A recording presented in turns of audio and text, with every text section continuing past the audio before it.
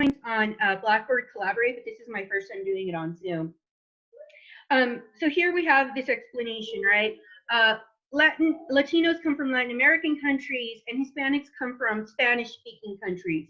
So that when we talk about Hispanics, Mexicans and Spaniards would be considered Hispanics, but Brazilians wouldn't, because Brazil, Portuguese is the primary language there. Whereas if we were talking about Latinx, Brazilians and Mexicans would be Latinx, but Brazilians and Spaniards wouldn't, well, Spaniards would not be considered Latinx.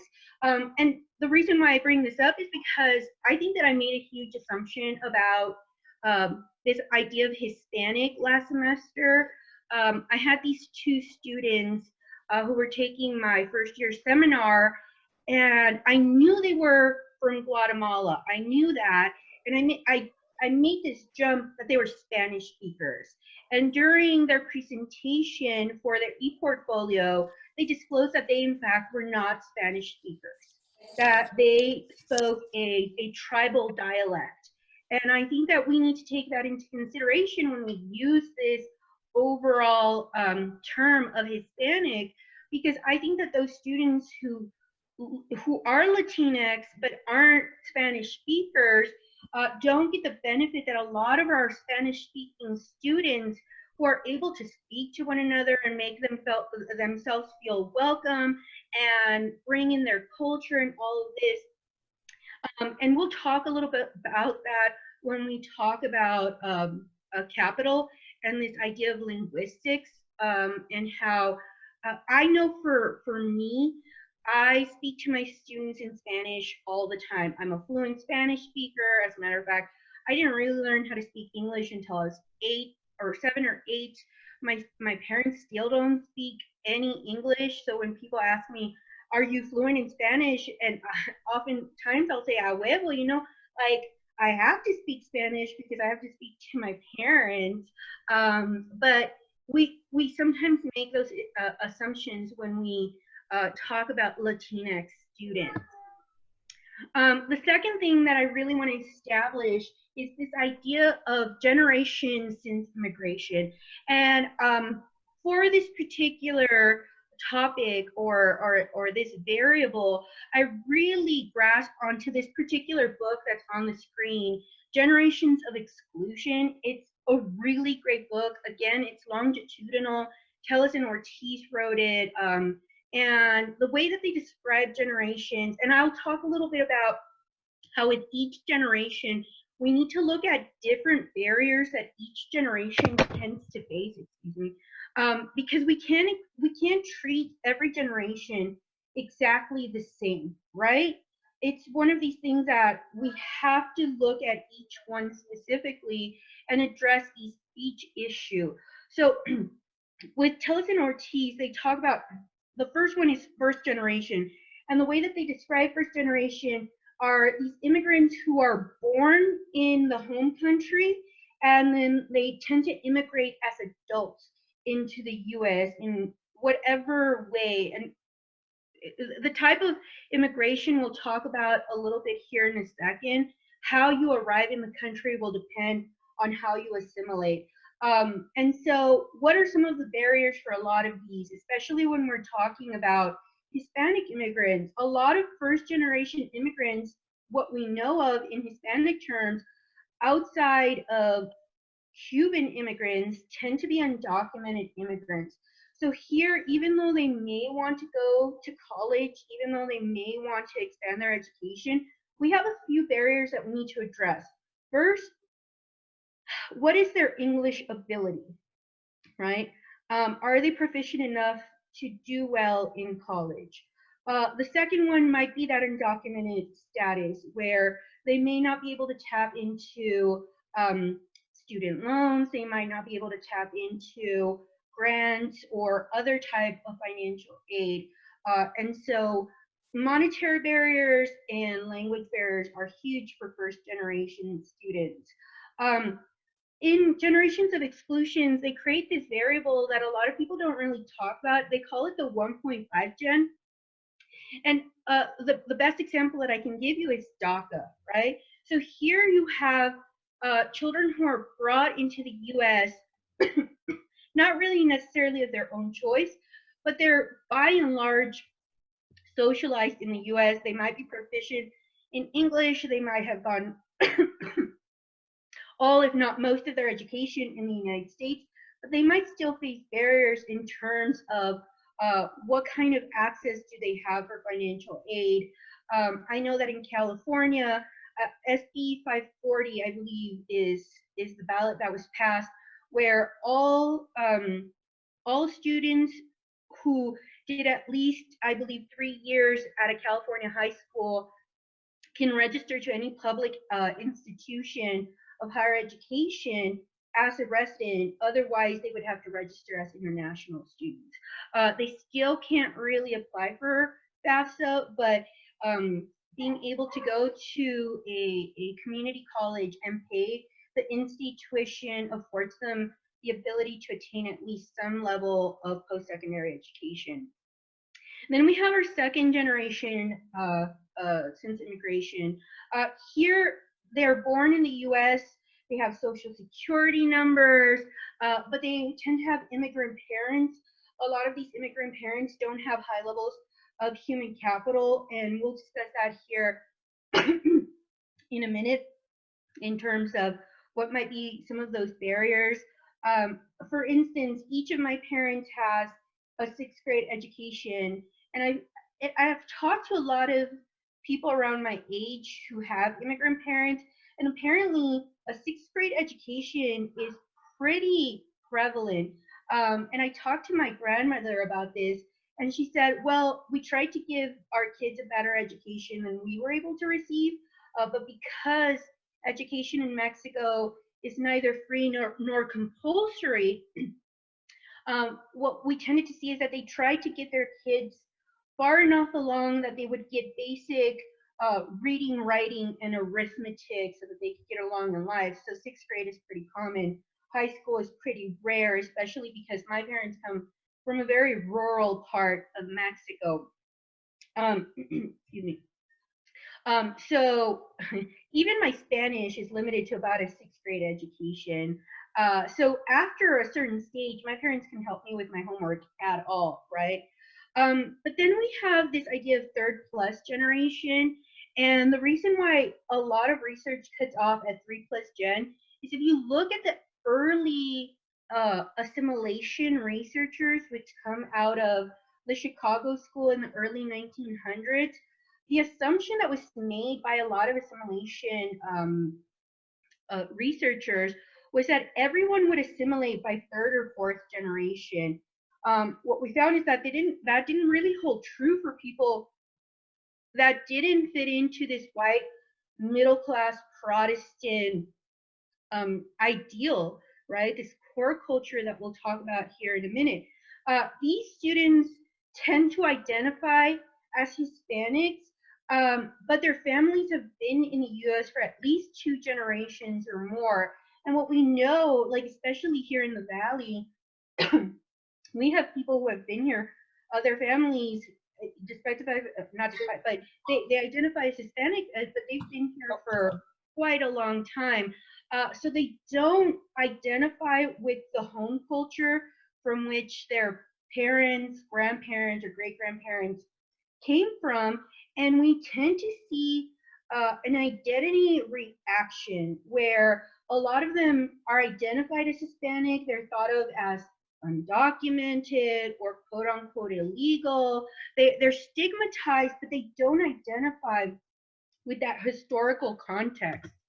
So when we look at these early stages of assimilation theory, it really began in the early 1900s in the Chicago School. We started to see mass immigration from Eastern and Southern Europe. And so all of a sudden you had German, Polish, Italian, Austrian, all these people who spoke different languages, had slightly different cultures. They arrived in the US, and within 1 or 2 generations, most of the children had lost that home language. Most of them had lost any accent that they might have, and most people from that region looked very similar to one another. So they had this ability to assimilate in a way that, even though a lot of African immigrants had been here generations ago, they're still not able to assimilate at the rate that European immigrants are able to. So these early assimilation theorists, they said that all assimilation was progressive and irreversible. However, as soon as we start to see biracial children, all of a sudden, even though you might have European ancestry, you're not able to assimilate the same way that if you had nothing but European ancestry in your blood. And I think a really good example of that is Barack Obama, where, I mean, if you look at his mother, she was blonde and blue-eyed, but because she married and had a child with a Kenyan immigrant, he's always been associated with African American ancestry, despite the fact that he's had very little contact with his father. So really, the desired standard at that time was, like I said, this white middle class Protestant ideology, this core culture. But if you really look at those first eras, they didn't say that you had to come to America and forget your home culture. They said that it was a little bit of give and take. And now with a lot of, particularly if you look at white supremacist ideology, it's like you have to come to America, no longer speak your language. You have to dress, act, speak, sound like white middle class Americans. But in that early stages, they were like, not really. And if you really think about it, if we had just said you just have to be American, we wouldn't have all this beautiful cultural mismatching all over the country, right? We wouldn't have tacos, we wouldn't have spaghetti, we wouldn't have Thai food. So bringing in part of your culture should be a part of that. But now we're saying like we should only speak English, we should only do this. So as we start to look at how this theory really applies to people who come from Africa, Asian, Hispanic immigrants, we had to look at new ways of looking at assimilation theory, because people, it wasn't even that they weren't trying, especially for some older Hispanics. I've noticed that the generation right before me, a lot of those immigrants didn't even allow their children to learn Spanish. They wanted their children to be acculturated as quickly as possible. And so there's like this generation where a lot of Hispanic people didn't speak Spanish at all, because the parents were like, we want you to be American and all. And I think that's really where the Chicano movement sort of emerged from, this backlash where they weren't allowed to feel their culture of origin, that they had to be Americanized. So a lot of people of color who weren't able to access the benefits of straight line assimilation, we had to adjust. And Cordes and Rombau wrote this amazing book where they start to introduce this idea of segmented assimilation, where there are multiple paths to adaptation as you enter this new culture, this US culture. And of course, if you go up like in LA and New York City and these areas where there's so many cultures, I think that people are able to access biculturation, where they can bring in their culture of origin, introduce American culture, and sort of tie it together. And what we tend to see is that assimilation is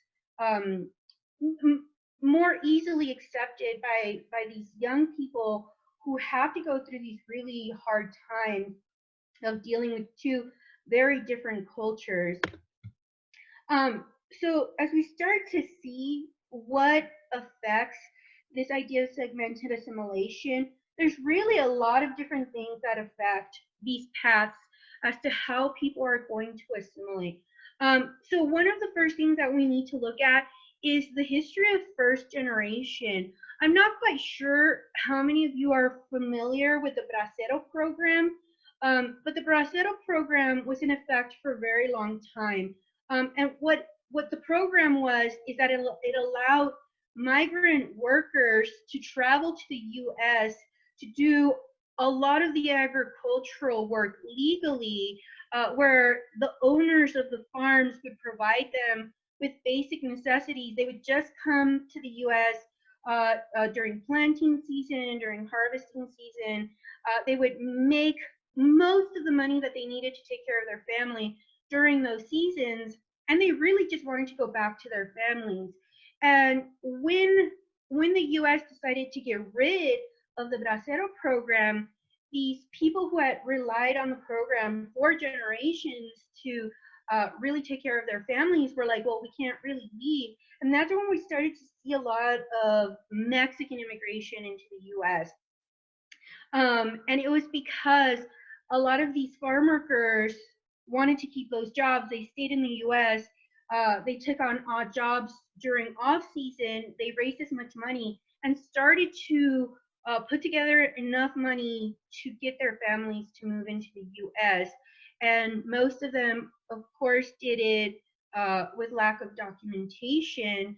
I know that my father did this. Several of my aunts and uncles were agricultural workers. And because of the Reagan administration, which had one of the biggest immigration reforms in modern history, that's where most of my relatives were able to get their permanent residencies, and now many of them have been able to get their citizenship. However, now we're starting to see all of this immigration from Central and South America, and as we're starting to deny more and more people access through legitimate means through refugee status, a lot of people are just going to try to make it past the border illegally, right? So then we have, of course, a lot of Cuban immigrants. The first wave of Cuban immigrants were some of the wealthiest, and because they were able to come over here, again, on refugee status, they were able to access all kinds of things that people who come into the country undocumented. How fast parents and children acculturate and its bearing on normative integration. So again, because my parents were so against really this concept of acculturation, they still really don't want any really part of American culture. My mother kept us from learning how to speak English because she wanted to be able to monitor what we said, what we saw on TV, what we heard on the radio. And it wasn't until the school intervened and said either they learned English proficiently or they will be sent to quote unquote special ed. And among a lot of Hispanic culture, there's so much stigmatization about mental health and all these other things. My mom was like, okay, you guys can learn English. So it kept us from accessing a lot of things. My parents were very reticent about me going to college because it was a world outside of anything that they really knew about, and they were scared about sending me away from a place that they could protect me from.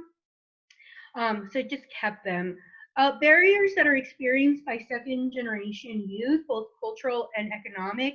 So because a lot of immigrant parents don't have access to a lot of well-paying jobs, they tend to go into neighborhoods that are low income, which oftentimes means that they're going to have to go to underfunded schools, so they have very little access for quality education. So how well prepared are they for post-secondary education? A lot of people would argue not very well prepared, right? And then resources available from family and community. Again, a lot of people may not have quality education themselves, so family may not be able to offer a lot of resources. I know that in my community in particular, we didn't really have a lot of resources aside from our public library, which soon after I left to go get my PhD was shut down because somebody was shot to death inside of that particular library. So even fewer resources.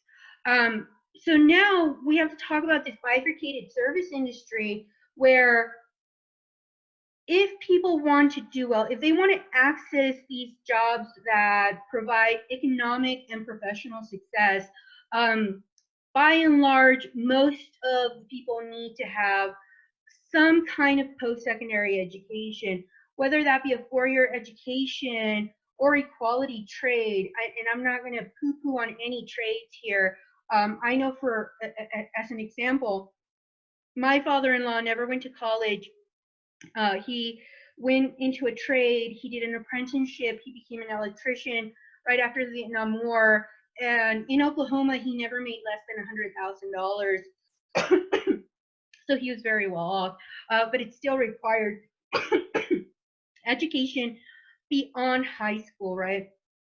So that means that for immigrant children, or immigrants and the children of immigrants from Hispanic population, they have to bridge this educational gap in one generation, whereas a lot of European immigrants and their subsequent generation, they've had generations to be able to build on their educational success, where a lot of people that are of European descent have had at least one generation, if not multiple generations, who have already had some type of experience with post-secondary education. And what the research has shown, that even if you went for a few semesters to community college or a four-year educational institution, that the children of those people will do much better than children of people who have never had any experience with post-secondary education. And one of the reasons why this is that they understand what it takes to get into these post-secondary educational institutions and what it takes to survive, even if they failed, because they're like, well, if I had done this, if I had done that. Whereas, for instance, I really don't feel like I can ever call my mother and say I'm really stressed out about this assignment, because she always comes up with the same answer, and it's like, well, why are you putting yourself through this? Just come home. And I think that a lot of us have heard our students say something along those lines. And furthermore, we need to address the issue that there are gender differences, where a lot of our Hispanic girls are monitored even more than the males are. They want to keep those girls closer to home. And by and large, a lot of Hispanic parents, even if their kids get into really, really good schools, they don't want them to leave. They want them to go to the school that's nearest to them, whether that be a community college, a state school, whatever it may be. And I'll give you my example. And I find it kind of interesting. I ended up going to a very expensive private university that was about 35 minutes away from my parents' home. And even that was too far for my parents. My mom wanted me to go to Cal State Dominguez Hills because it was literally the closest university to us, because, and I quote, I can drive you to school, right? And I was like, no, mom, like, this is a really good institution. And she was like, no, this one's closer. And I think that a lot of kids, because of this idea of familialism, they want to please their parents. Family's really important. They don't want to disappoint them. So they might make really difficult decisions as to where they end up going, coming back home. This expectation of being home every weekend, even during finals week, even during midterms weeks, where they should maybe be spending more time at school or studying, right? So what we know is that there's different ways that people could assimilate. So there's this concept of dissonant acculturation, and here's where the children of immigrants may acculturate faster than their parents. So they'll learn English faster, they'll learn how to maneuver the system faster. I know that my brother, because my parents couldn't talk to the teachers would not translate correctly and give her misinformation, give my mother misinformation. And he would get away with more things that had my mother been able to speak at least disjointed English, but fluent English would have been preferable. And then before you know it, you see a role reversal among these kids where all of a sudden, even at 16, 17, because they speak English, because they're much more familiar with norms and culture, they can access better jobs than their parents. They start making more money, and it could create a lot of conflict between the home culture and the core culture. And then there's this idea of selective acculturation. Here, it can occur when the learning process is embedded in these co-ethnic communities where you're often experiencing the home culture, and then so like at a, I think Adams State is a really good example of this, and how CASA does a lot of this stuff for our our students who come from these cultures, where they have food for them every Friday, where you have gatherings, and it reminds us of that home culture. It doesn't let us forget about it, and we feel like this isn't a whole different place. This is just a part or an extension of our home culture, and like talking to our parents about how we extend that campus another way. That Adams State does a really good job of introducing these sort of concepts. So it slows down this cultural shift, allowing our students to bring in a part of home while still learning in this collectivistic culture. So retaining home language and norms becomes really important in accessing the things that our students bring with them. Bringing back Tellis and Ortiz, they really warn about this concept of downward assimilation that we don't see, especially among those of European descent. So this downward assimilation, we see it usually in third generation, where we see a decline in educational attainment rather than continue to see an incline where more and more subsequent generations go further and further and further. And what they talk about is that the second generation see how their immigrant parents, how they struggle to give us a better life, everything they sacrifice to be in this country, leaving family behind, leaving parents behind.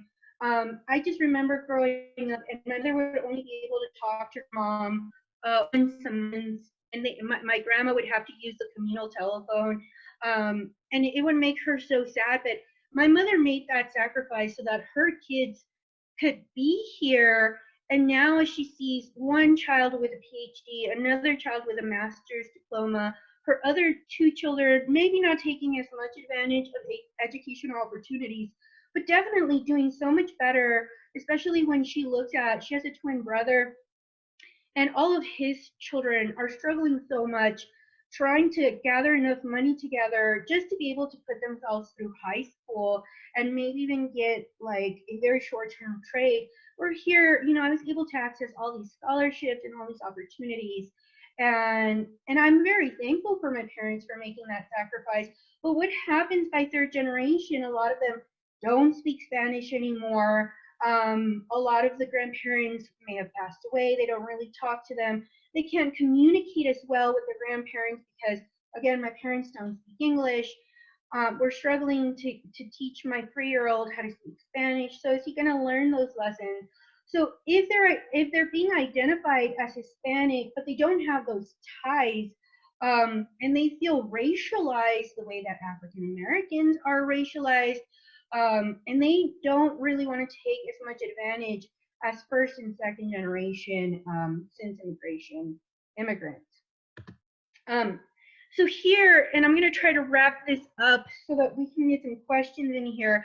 So when we talk about cultural capital, we're talking about The linguistic and cultural understandings and skills that students bring to school, a lot of this is intergenerational. So that's why I bring back this idea that if your parents have had any post-secondary education experience, you tend to do a lot better than your classmates whose parents have never seen the inside of a college classroom. Usually, this type of capital is recognized by both the institutional gatekeepers and student peers. And I'd like to use this example. So last semester I had this student and he kept calling me Miss Nancy. And I know that a lot of my female peers who have worked so hard for their PhDs and their titles, it's not necessarily insulting, but we kind of get exasperated with being called Miss or Mrs., right? We earn that title. But coming from where I came from, I know that calling somebody Miss Nancy is a sign of respect. He was trying to show me respect. But then I explained to him everything that I had to go through. So he finally said, okay, I'll call you Dr. Miss Nancy. And that was him like really trying to give me that respect, but the Miss Nancy was still like, he couldn't break away from it. So a lot of our students don't understand what a PhD is. They barely understand what a master's is or what a BA versus a BS is, right? So introducing them to those concepts rather than just being exasperated with them for not knowing that, because they've never really been introduced to anybody. I never knew a PhD before I went to college.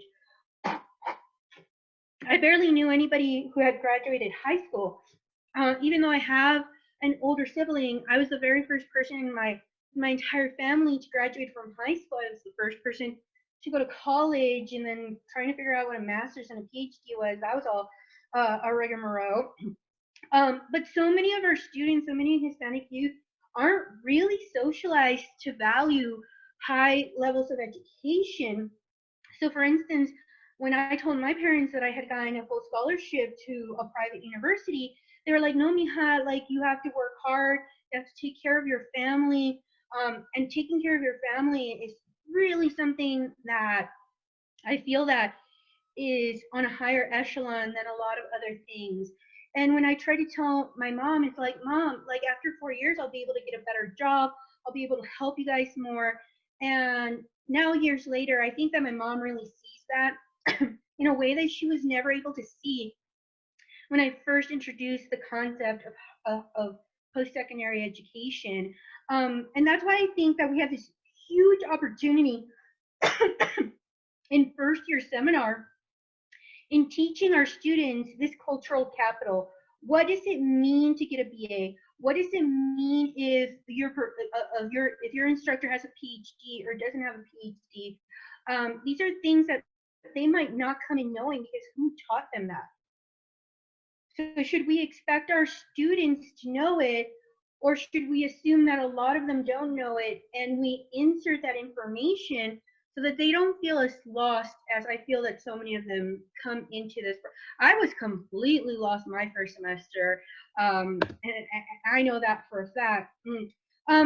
Another way that it's being proposed to help in terms of this capital or cultural capital is this idea of objectified form of cultural capital.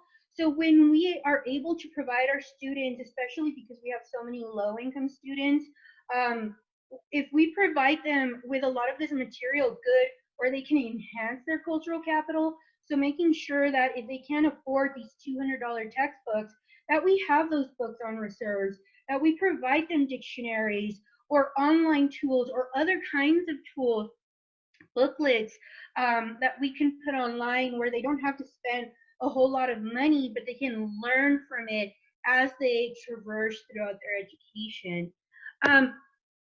You also did a lot of research on Hispanics cultural capital that I would like to introduce. The first idea is this idea that our students bring this with them, and it's this aspirational cultural capital.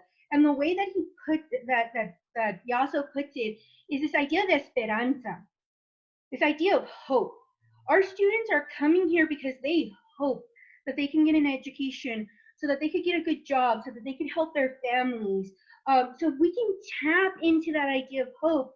And I'll give you this example, and of course I won't call out this particular student, but a few semesters ago, I listen in on my students as I'm preparing to start my lecture, and I heard this really good student, and the student was saying, I guess it's my time to drop out. And I was like, hold on, you are an excellent student. Why are you having this conversation?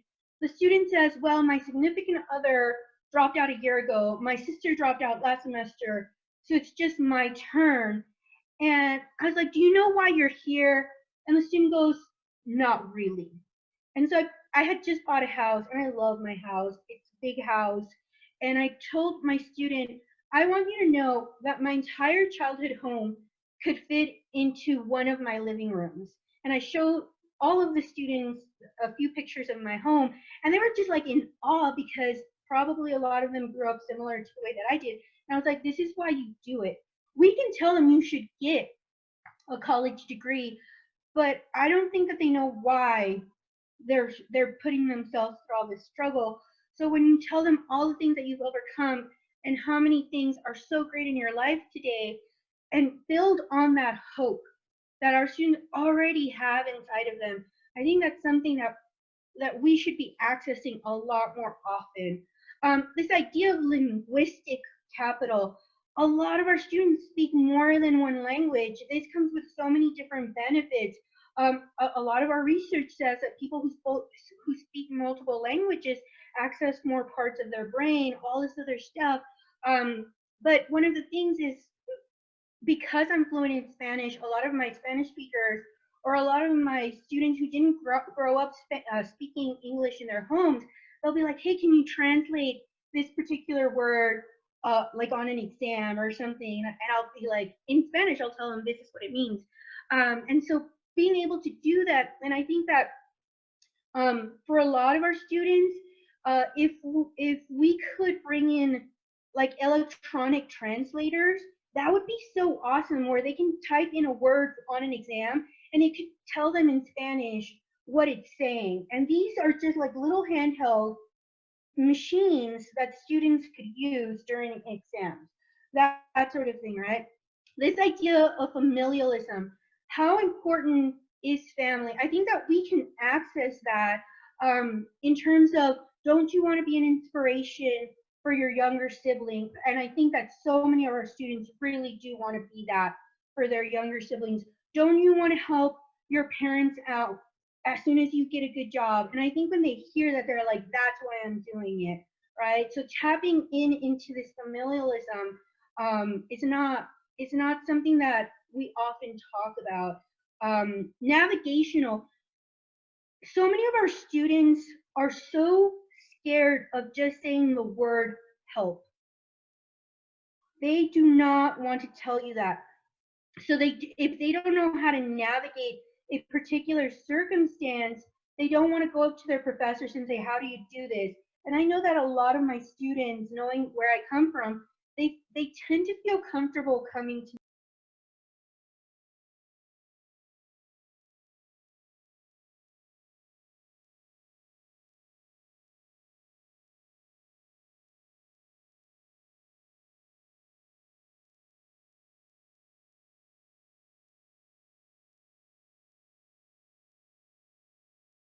and making it stronger and stronger is really important.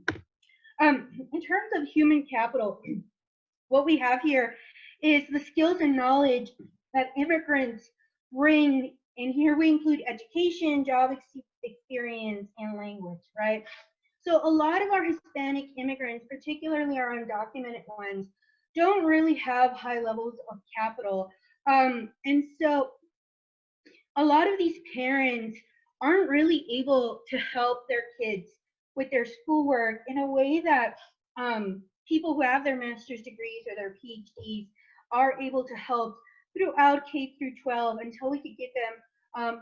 And then a lot of them don't have a lot of excess money to hire private tutors and things of that nature.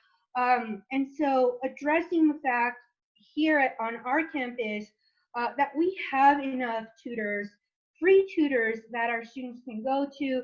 Of course, we have our writing studio, that type of thing, advocating for our students, especially for those.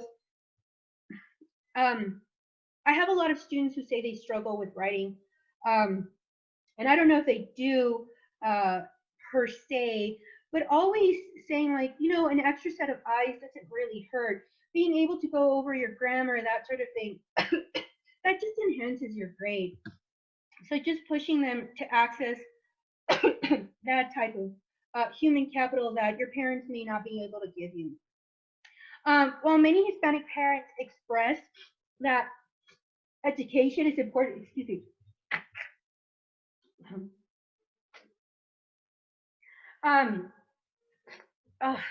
because they don't really understand. Oh, excuse me.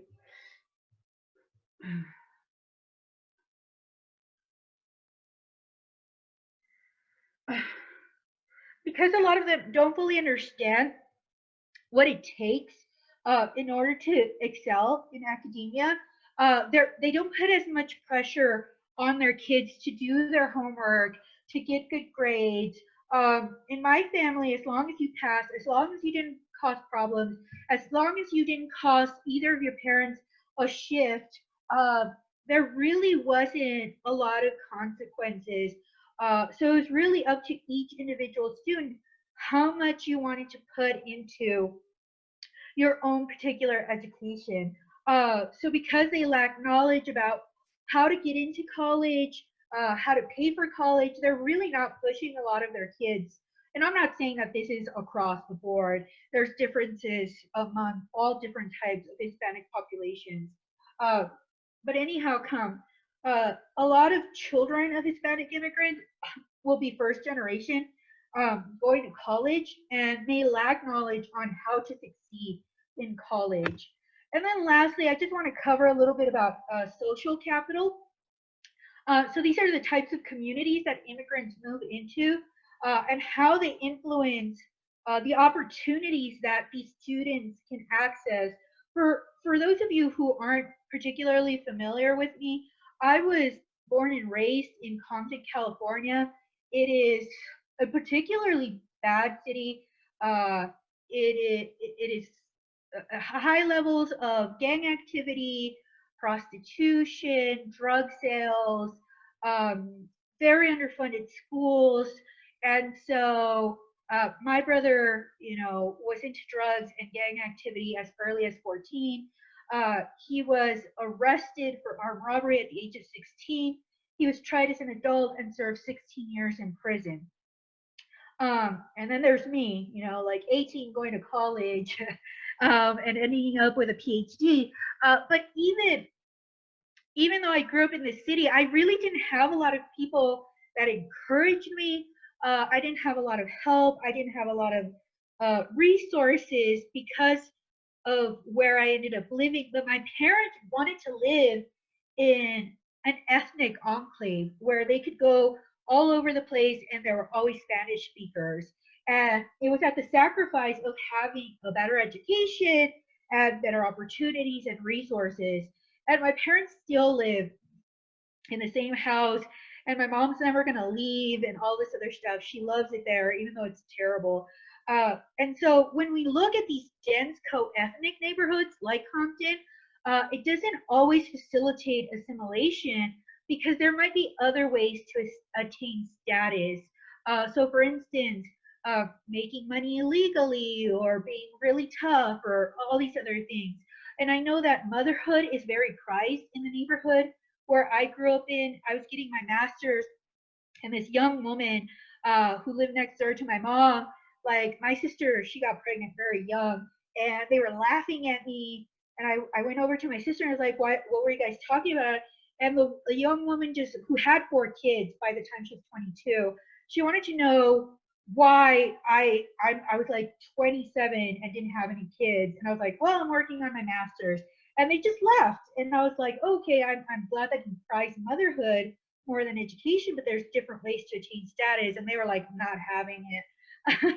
So we just did some of these neighborhoods that may not be conducive to helping students stay away. And I know that I've heard a lot of our students who came here to a very small town, to a small university because they want to get away from these types of neighborhood, but because they're so underprepared, they don't always do as great as they hoped for. But that's what I have in terms of that. So I'd like to open it up to everyone in terms of, do you guys have any questions? Excuse me. Or would like to bring up anything?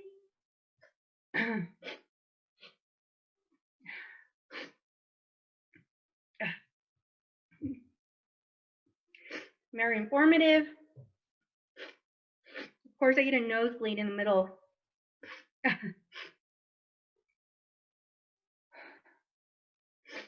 What can we be doing to help? I think that in our classroom, we have to acknowledge that not all of our students have common footing.